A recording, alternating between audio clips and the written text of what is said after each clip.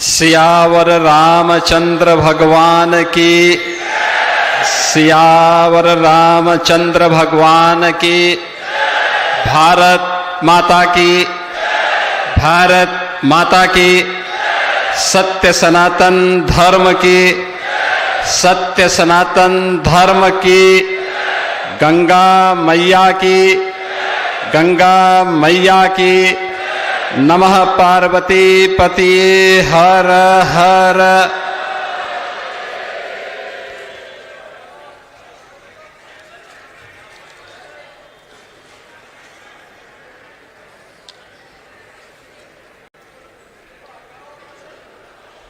भारत की सनातन धर्म के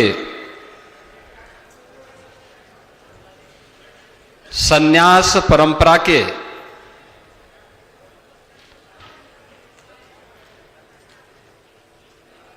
एक अद्वितीय व्यक्तित्व निवृत्त शंकराचार्य जोना अखाड़ा के आचार्य महामंडलेश्वर के रूप में जिनका सानिध्य संपूर्ण सनातन धर्मावलंबियों को प्राप्त हुआ, भारत माता मंदिर के संस्थापक पूज्य आचार्य ब्रह्मलीन स्वामी सत्यमित्रानंद जी महाराज की आज समाधि मंदिर के लोकार्पण और भव्य मूर्ति की यहां पर स्थापना कार्यक्रम समारोह के अवसर पर इस संपूर्ण कार्यक्रम के आयोजक संयोजक जूना पीठाधीश्वर आचार्य महामंडलेश्वर पूज्य स्वामी अवधेशानंद गिरी जी महाराज, भारत के लोकप्रिय और कर्मठ रक्षा मंत्री आदरणीय श्री राजनाथ सिंह जी, उत्तराखंड के लोकप्रिय मुख्यमंत्री माननीय श्री पुष्कर सिंह धामी जी, केंद्रीय ऊर्जा एवं शहरी विकास एवं आवासन मंत्री माननीय श्री मनोहर लाल खट्टर जी, पूज्य संत निर्माण पीठाधीश्वर आचार्य महामंडलेश्वर विश्वकानंद जी महाराज, श्री राम जन्मभूमि न्यास के कोषाध्यक्ष पूज्य संत स्वामी गोविंद देव गिरी जी महाराज, उत्तराखंड विधानसभा की माननीय अध्यक्ष श्रीमती रितु खंडुड़ी जी, उत्तर प्रदेश सरकार में मंत्रिमंडल के मेरे वरिष्ठ सहयोगी उप मुख्यमंत्री श्री ब्रजेश पाठक जी, मध्य प्रदेश सरकार के नगर विकास और संसदीय कार्य विभाग के मंत्री श्री कैलाश विजय वर्गीय जी, हरिद्वार के लोकप्रिय सांसद और उत्तराखंड के पूर्व मुख्यमंत्री माननीय श्री त्रिवेंद्र सिंह रावत जी, पूर्व केंद्रीय मंत्री और उत्तराखंड शासन के पूर्व मुख्यमंत्री डॉक्टर रमेश पोखरियाल निशंक जी, उत्तराखंड सरकार के सभी माननीय मंत्रीगण, जनप्रतिनिधिगण, पूज्य संतजन और हजारों की संख्या में ब्रह्मलीन पूज्य स्वामी सत्यमित्रानंद जी महाराज के अनुयायी शिष्य, परंपरा से जुड़े हुए सभी उपस्थित बहनों और भाइयों, आज यहां पर पूज्य स्वामी जी महाराज की समाधि मंदिर के भव्य लोकार्पण के त्रिदिवसीय समारोह के इस समारोह कार्यक्रम में मुझे भी आप सबके साथ उनके समाधि मंदिर के दर्शन करने और मूर्ति स्थापना के कार्यक्रम में भागीदार बनने का सौभाग्य प्राप्त हुआ है। मैं पूज्य स्वामी जी महाराज की स्मृतियों को नमन करते हुए मैं उत्तर प्रदेश शासन की ओर से, उत्तर प्रदेश की जनता जनार्दन की ओर से पूज्य स्वामी जी महाराज के श्री चरणों में नमन करते हुए उन्हें विनम्र श्रद्धांजलि अर्पित करता हूं। हम सब इस बात को जानते हैं कि पूज्य स्वामी जी महाराज भारत की सनातन परंपरा के एक ध्वजवाहक थे। समन्वय उनके जीवन का मंत्र था। करुणा और मैत्री का संदेश उन्होंने जन जन तक पहुंचाया था। लेकिन राष्ट्रभक्ति के मूल्यों के साथ किसी भी प्रकार का सम विषम परिस्थिति में कोई समर्पण नहीं होना है, यानी नाम के अनुरूप उन्होंने जीवन पर्यंत वह कार्य करके दिखाया। मुझे याद है, मैं इसी उत्तराखंड की भूमि पे मैंने जन्म लिया। 1982 में जब भारत माता मंदिर के भव्य लोकार्पण का कार्यक्रम था और अद्भुत कार्यक्रम था,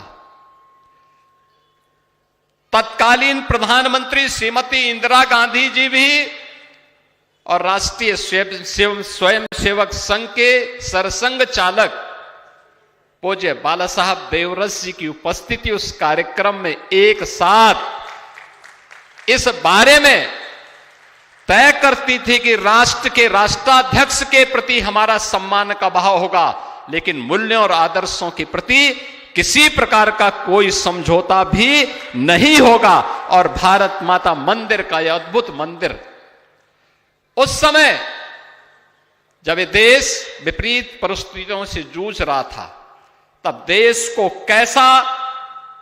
किस प्रकार का आध्यात्मिक नेतृत्व चाहिए, यह पूज्य स्वामी जी महाराज ने भारत माता मंदिर के भव्य निर्माण के साथ साथ उसके लोकार्पण कार्यक्रम के माध्यम से हम सबके सामने एक चिरस्थायी स्मारक हम सबके सामने समर्पित किया, जो प्रत्येक भारतीय के लिए एक नई प्रेरणा है।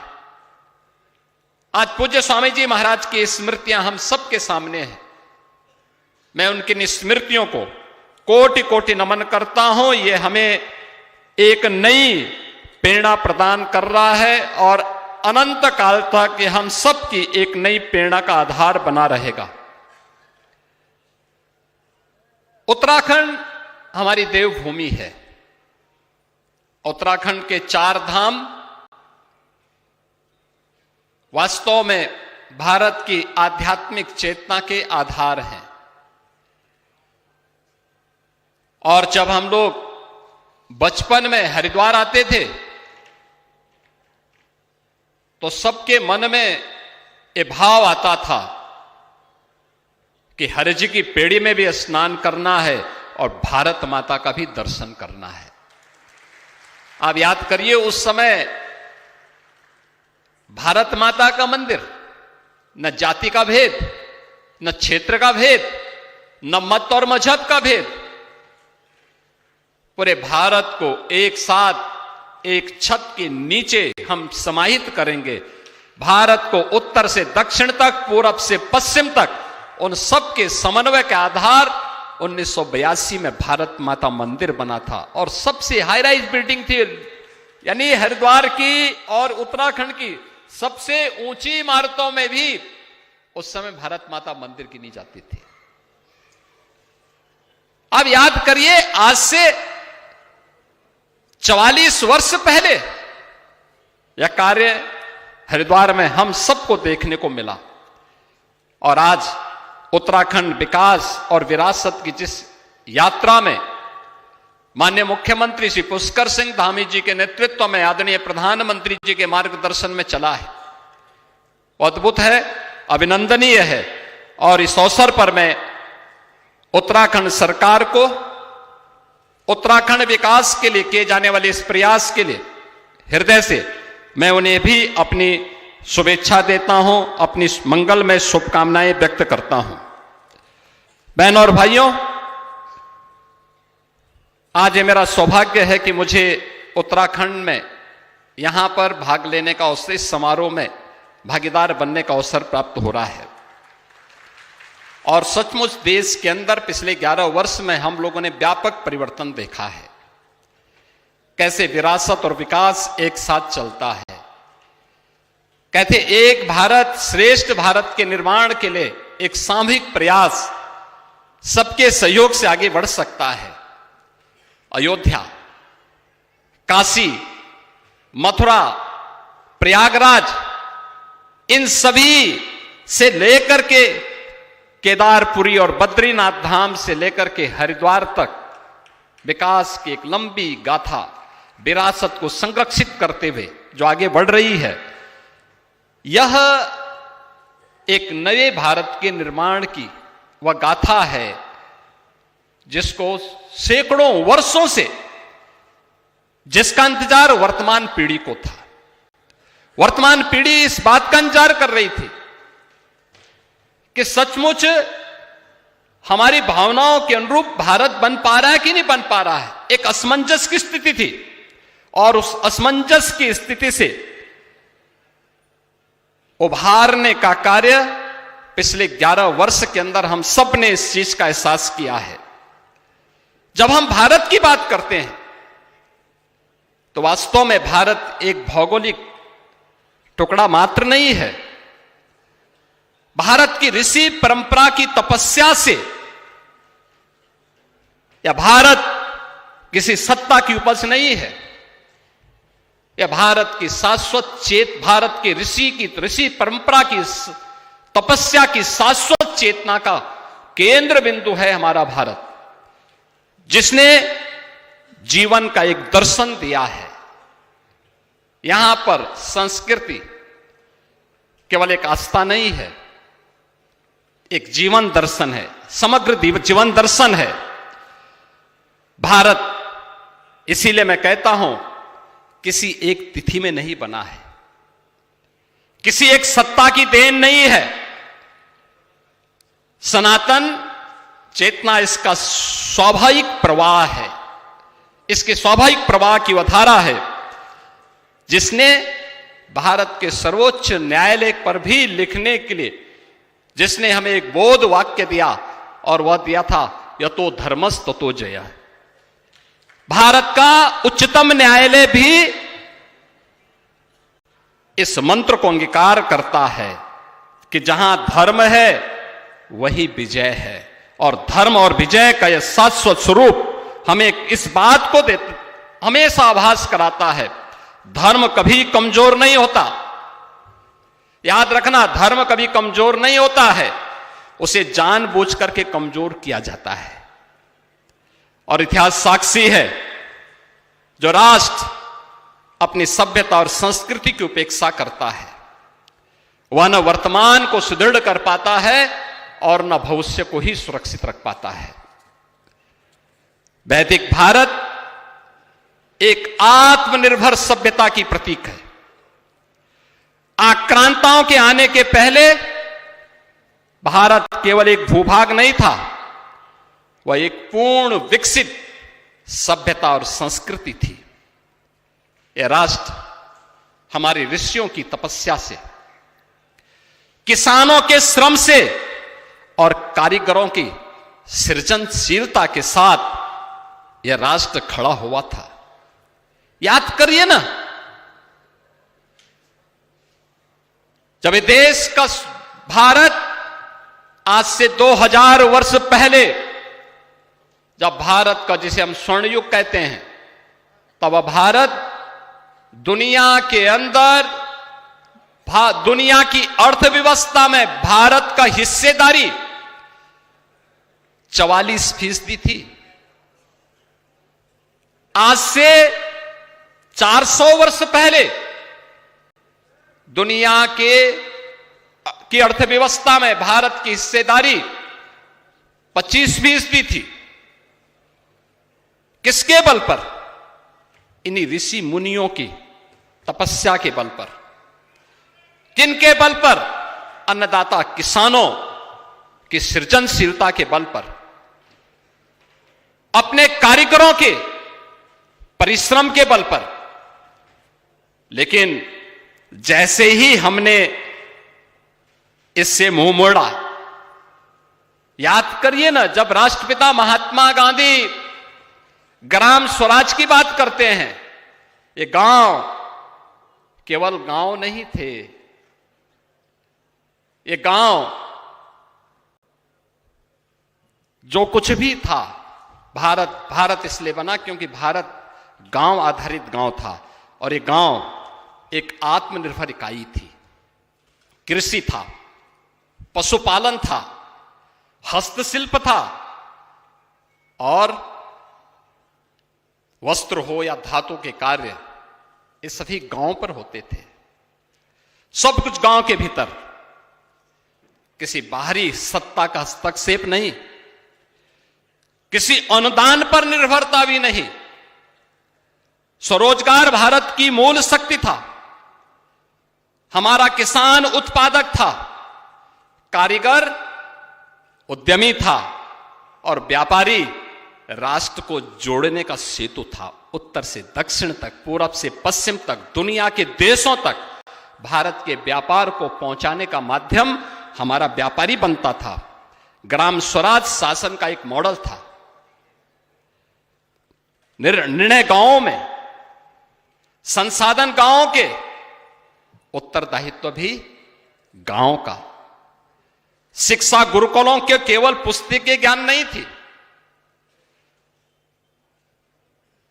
ये जो हमारे गुरुकुल थे, ऋषि आश्रम में ही ये संचालित होते थे, और ये गुरुकुल केवल किताबी पुस्तकीय ज्ञान के मात्र माध्यम नहीं थे।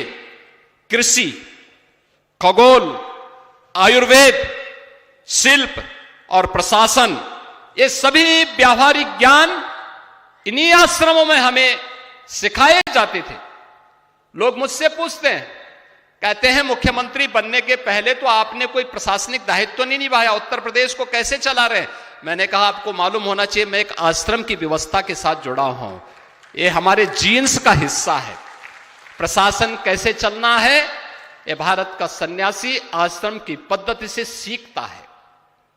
वहीं पर हमारी ये एमबीए की डिग्री उसी आश्रम में हमें प्राप्त हो जाती है।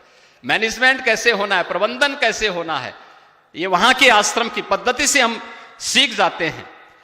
भारतीय नारी समाज अर्थव्यवस्था में बराबर की सहभागी थी। वह कभी पराधीन नहीं रही, और उसे पराधीन कभी बनाया भी नहीं गया था, कभी नहीं। हमेशा उसकी अपनी हिस्सेदारी थी, उसका अपना प्रभाव था। लेकिन आक्रांताओं के साथ साथ लूट आधारित अर्थतंत्र ने स्थानीय उत्पाद को नष्ट किया। ग्राम स्वराज टूटा। याद करना, स्वरोजगार की जगह, यानी जो गांव में स्वराज उत्पन्न होता, स्वरोजगार उत्पन्न होता था, उसका नाम ले लिया कर आधारित व्यवस्था ने। टैक्स दो और सरकार पर निर्भर रहो। कारीगर गुलाम बना दिया गया, किसान करदाता बन गया। यानी आश्रम पद्धति से विमुख हुए, गुरुकुलों की परंपरा से विमुख हुए, तो कारीगर हमारा गुलाम बन गया, और शासन पे हमारी निर्भरता हो गई। किसान करदाता बन गया, आत्महत्या करने के लिए मजबूर हो गया। हमें इस बात को याद रखना होगा, ये ग्राम स्वराज की जो अवधारणा है, ये केवल कोरी नहीं है। जब गांव टूटता है तो याद रखना, एक गांव का टूटना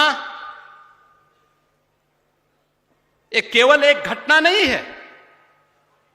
एक गांव टूटता है तो उस गांव के टूटने के साथ राष्ट्र की नींव हिलती है, राष्ट्र की नींव टूटती है। और यही कुछ हमारे साथ हुआ है। भारत को उत्पादकता से उपभोक्ता बनाने का काम औपनिवेशिक कालखंड में हुआ। भारत की अर्थव्यवस्था 400 वर्ष पहले तक 25% वैश्विक अर्थव्यवस्था में थी। आज हम कहां थे? आज से 11 वर्ष पहले भारत दुनिया की 11वीं अर्थव्यवस्था मात्र बन के रह गई। भारत की हिस्सेदारी 1947 में आते माते वैश्विक अर्थव्यवस्था में मात्र 2% रह गई। और आज नया भारत आदरणीय प्रधानमंत्री जी के नेतृत्व में दुनिया की तीसरी बड़ी अर्थव्यवस्था के रूप में उभर करके आया है, क्योंकि आज हमने अपनी विरासत को समझा है, अपनी विरासत पर विश्वास किया है, उस परंपरा को आत्मसात किया है और आत्मनिर्भरता के इस लक्ष्य को आगे बढ़ाने की दिशा में जब कार्य हुआ है, फिर से भारत एक नई दिशा में आगे बढ़ा है। हम सबको इस बारे में ध्यान में रखना होगा। जब हम भारत की बात करते हैं, स्वाभाविक रूप से उत्तर प्रदेश और उत्तराखंड का निर्माण हमारे आज के आदरणीय रक्षा मंत्री जी ने ही 2000 में किया था, जब वो उत्तर प्रदेश के मुख्यमंत्री थे। उत्तराखंड ने तब से विकास की एक लंबी यात्रा तय की है। विकास की उस यात्रा में उत्तराखंड निरंतर आगे बढ़ा है। लेकिन उत्तर प्रदेश के अंदर आप देख सकते हैं, जब विरासत को कोसा जाता था, अपमानित किया जाता था, लांछित किया जाता था, जब राम भक्तों पर गोलियां चलती थी, जब राम भक्त अपमानित होता था, तो अपमान राम भक्त का नहीं होता था, भारत की विरासत का होता था, भारत के आध्यात्मिक मूल्यों का होता था। परिणाम क्या था? उत्तर प्रदेश अराजकता का अड्डा बन गया था, लूट का अड्डा बन गया था, दंगों के आग में झुलसता था, गुंडागर्दी चरम पर। न बेटी सुरक्षित थी, न व्यापारी सुरक्षित था। विरासत का सम्मान हुआ, बेटी भी सुरक्षित हो गई, व्यापारी भी सुरक्षित हो गया। उत्तर प्रदेश देश की नंबर 2 की अर्थव्यवस्था के रूप में आज धमाके से अपनी यात्रा को आगे बढ़ा रहा है। कोई सोचता था 500 वर्षों के बाद अयोध्या में राम मंदिर का निर्माण हो पाएगा? आज भव्य राम मंदिर बन गया, भव्य राम मंदिर। माननीय दिनेश जी बैठे हैं, भव्य राम मंदिर बन गया। अभी यहां मेरे पूज्य स्वामी अवधेशानंद गिरी जी महाराज से चर्चा हो रही थी।